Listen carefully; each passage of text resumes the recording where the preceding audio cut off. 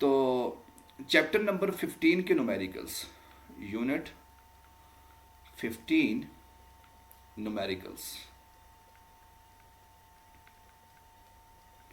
लेकिन न्यूमेरिकल्स को करने के लिए, सॉल्व करने के लिए सबसे पहले आपको इस चैप्टर के जितने भी फार्मूले हैं वो आने चाहिए। जब आपको फार्मूले याद होंगे तो आप आसानी से न्यूमेरिकल्स कर पाओगे। ठीक है, तो सबसे पहले हम फार्मूले लिखते हैं इस चैप्टर के। तो पहला फार्मूला जो हमने पढ़ा है वो मेरे पास क्या है जी, I is equal to IRMS is equal to I naught divided by square root of 2।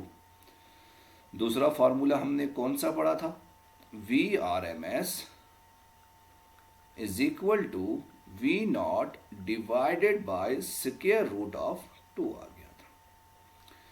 तीसरा फार्मूला जो कि हमने इस चैप्टर में पढ़ा था वो मेरे पास क्या था, equation of voltage and current, V is equal to V naught sine of omega T. और वोल्ट करंट की आपके पास क्या थी, I is equal to I naught sine of omega T. पांचवा फार्मूला भाई मेरे पास पावर का था, वो मेरे पास क्या है जी, P is equal to IRMS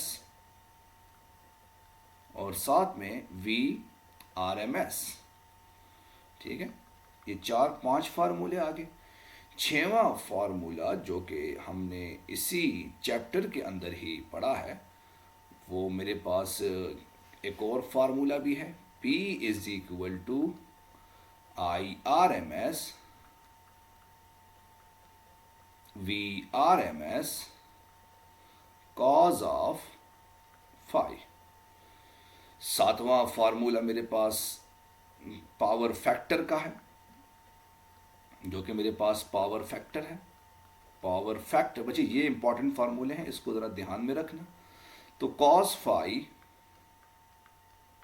is equal to R divided by Z। 8वां फार्मूला मेरे पास क्वालिटी फैक्टर का है, Q factor.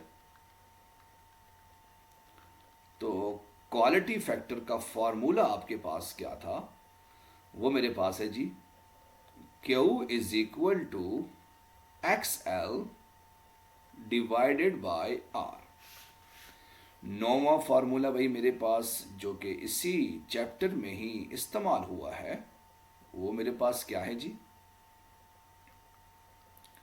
XL is equal to omega L। और 10वां फार्मूला आपके पास क्या था, XC is equal to 1 divided by omega C। और आखिरी फार्मूला हमारे पास एक रेजोनेंस का भी फार्मूला हमने यूज़ किया था, वो मेरे पास क्या था जी, F is equal to 1 divided by 2 pi into LC। और इम्पीडेंस का फार्मूला भी आखिर में हमने यूज़ किया था, और वो मेरे पास क्या था, Z is equal to R square plus XL minus XC का whole square under the root. कुछ ये फार्मूले हैं आपके पास इस चैप्टर के। आपको जब न्यूमेरिकल सॉल्व करने लगे तो न्यूमेरिकल सॉल्व करने से पहले आपको ये फार्मूले आने चाहिए, तभी आप लोग आसानी से न्यूमेरिकल्स को सॉल्व कर पाओगे। तो चलते हैं भाई, अभी हम न्यूमेरिकल्स को सॉल्व करते हैं और देखते हैं कि आपके पास इस चैप्टर के न्यूमेरिकल्स जो है वो क्या क्या है। तो सवाल नंबर 1 है आपके पास, the peak value of voltage supply is 300 volt. यानी आपके पास V नॉट क्या आ गया, 300 volt. What is the RMS, VRMS आपने निकालना है, VRMS। तो ये तो बहुत ही आसान फार्मूला है, ये सबको पता है जी, ये आप लोग आसानी से निकाल लोगे, बच्चों का फार्मूला है। सवाल नंबर 2 है, the RMS value of current is 10 ampere. यानी IRMS आपके पास किसके इक्वल है, 10 एम्पियर के। What is the peak value, तो आई नॉट आपने निकालना है। तो ये फार्मूला नंबर 1 है, बहुत ही आसान सा। तो जब आप इसकी वैल्यूज पुट करोगे तो ये तो आपने बहुत दफ़ा इसके न्यूमेरिकल्स भी सॉल्व किए हैं, शॉर्ट क्वेश्चन भी किए हैं, तो हम इसकी तरफ अपना टाइम वेस्ट नहीं करते, हम आगे चलते हैं। नेक्स्ट न्यूमेरिकल आपके पास क्या आ गया? सवाल number 3, the AC voltage is the AC voltage across 0.5 microfarad capacitor, यानी आपके पास C की वैल्यू कितनी आ गई? 0.5 माइक्रोफेराड कैपेसिटर, और वोल्टेज की वैल्यू आपके पास क्या है जी? V is equal to V naught sine of omega T होता है। इसको मैं ज़रा लिखता हूँ, यानी V is equal to V naught की जगह पर क्या आ जाएगा? 16 साइन ऑफ ओमेगा की जगह पर क्या आ जाएगा? 2 इंटू 10 रेज की पावर -3 इंटू टी। ये आपके पास गिवन है। अब उसने पूछा क्या है जी? रिक्वायर्ड आपके पास क्या है? रिक्वायर्ड आपको चाहिए क्या? पहली चीज़ जो आपने फाइंड आउट करनी है वो है हमारे पास कैपेसिटिव रिएक्टेंस, यानी आपने XC को निकालना है, and the peak value of current, peak value यानी आपने I नॉट को निकालना है। ये आप लोगों ने फाइंड आउट करना है, ठीक है। तो अब हम सवाल बिल्कुल वैलिड है भाई, अब आप इसको किस तरह से निकालोगे ये भी बहुत ही इम्पॉर्टेंट किस्म की बात है। तो भाई आपके पास जो फार्मूला है कैपेसिटिव रिएक्टेंस निकालने का, वो फार्मूला मेरे पास क्या है जी? पार्ट ए के लिए, एक मिनट, और वो आपके पास क्या है जी? XC is equal to 1 divided by omega C, ठीक है। अब ओमेगा मेरे पास किसकी इक्वल है? ये गिवन है आपके पास, तो यहां से XC आपके पास क्या आ जाएगा? 1 डिवाइडेड बाय ओमेगा की जगह पर क्या आ जाएगा? 2 इंटू 10 रेज की पावर -3, और C की जगह पर क्या आ जाएगा? 0.5 इंटू 10 रेज की पावर -6। तो 0.5 और 2 आपस में कैंसिल हो जाएंगे, तो XC मेरे पास आ जाएगा 10 रेज की पावर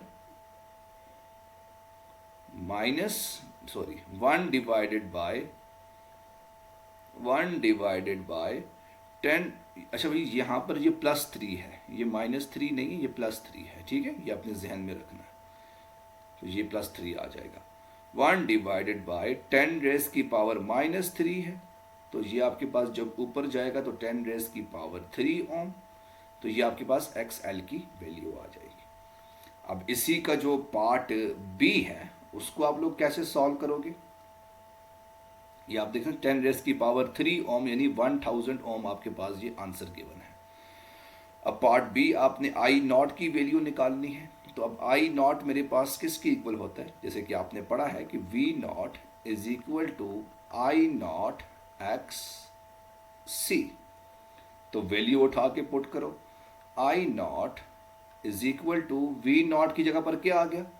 16, और 10 रेज की पावर 3 नीचे आ गया, तो ये मेरे पास आ जाएगा 16 इंटू 10 रेज की पावर -3। तो ये एग्जैक्टली आपके पास आई नॉट की वैल्यू क्या बन जाएगी? 16 मिली एम्पेयर। तो ऑप्शन नंबर बी आपके पास ये क्या बना गया, ठीक है। तो इस तरह से आप लोग जो है वो न्यूमेरिकल नंबर 3 को सॉल्व कर सकते हो। आगे चलते हैं बच्चे। न्यूमेरिकल नंबर कौन सा है जी? अच्छा जी, सवाल नंबर 4 है आपके पास। The voltage across 0.01 microfarad capacitor, यानी C की वैल्यू आपके पास क्या आ गई? 0.01 माइक्रोफेराड, और जो वोल्टेज है वो आपके पास किसके इक्वल है? V is equal to V naught sine of omega T के इक्वल होती है। और यहाँ पर आपके पास जो वैल्यूज गिवन है वो मेरे पास क्या है जी, v is equal to V naught की जगह पर क्या आ जाएगा, 240 साइन ऑफ ओमेगा टी की जगह पर क्या आ जाएगा, 1.25 इंटू 10⁻⁴t -30 डिग्री आ जाएगा। ये मेरे पास वोल्टेज आ गया। अब आप लोगों ने वो क्या कहते हैं जी, right down the mathematical expression for current. आपने मैथमेटिकल एक्सप्रेशन निकालनी है, किसकी, करंट की निकालनी है। तो सबसे पहले मैं आप लोगों को मैथमेटिकल इक्वेशंस बता देता हूं कि कौन सी इक्वेशन आपके पास बनती है। वो बनती है I is equal to I naught sine of omega की जगह पर क्या आ जाएगा, 1.25 इंटू 10⁻⁴t -30। तो आप सबको पता है भाई कि मेरे पास जो कैपेसिटिव रिएक्टर्स होता है, जो कैपेसिटिव सर्किट होता है, वहां पर आपके पास करंट जो है वो लीड कर रहा होता है। लीड कितना करता है जी, 90 डिग्री। तो यहां पर -30 + 90 आ जाएगा। यानी कि आपके पास जो करंट की इक्वेशन बनती है, I is equal to I naught sine of 1.25 into 10⁻⁴t +60 ampere आ जाएगा। तो ये तो आपके पास आधी इक्वेशन तो सॉल्व होगी। अगर मुझे आई नॉट की वैल्यू b मिल जाए तो मैं आसानी से इस इक्वेशन को सॉल्व कर सकता हूं। अब मैं आई नॉट की वैल्यू कैसे निकालूंगा, तो मेरे पास फॉर्मूला है v is equal to I naught X into C. तो यहां से आई नॉट की वैल्यू क्या बन जाएगी, I naught is equal to V naught divided by X C, that is equal to V naught omega C आ जाएगा। क्यों, क्योंकि एक्स सी मेरे पास 1/ओमेगा सी के इक्वल होता है। तो वैल्यू उठा के पुट करो, तो आई नॉट, तो तुम रीजॉइन करो ना, I naught is equal to V naught की जगह पर क्या आ गया, 240, ओमेगा की जगह पर क्या आ जाएगा, 1.25 इंटू 10⁻⁴ मल्टीप्लाई बाय सी की जगह पर क्या आ जाएगा, 0.01 इंटू 10⁻⁻6 ये आ जाएगा। ठीक है, तो अब आप लोगों ने इसकी वैल्यूज जो है वो सॉल्व करनी है। तो आपके पास जो वैल्यू आएगी वो आ जाएगी आई नॉट 0.03 एम्पियर आ जाएगा।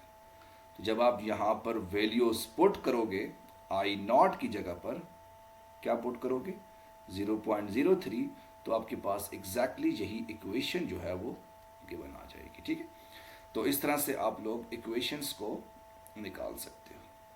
तो मेरे ख्याल से आज तक हम इत्तेफाक करते हैं। यहाँ तक किसी बच्चे का कोई सवाल है और वो पूछना चाहता है तो वो काइंडली पूछ सकता है।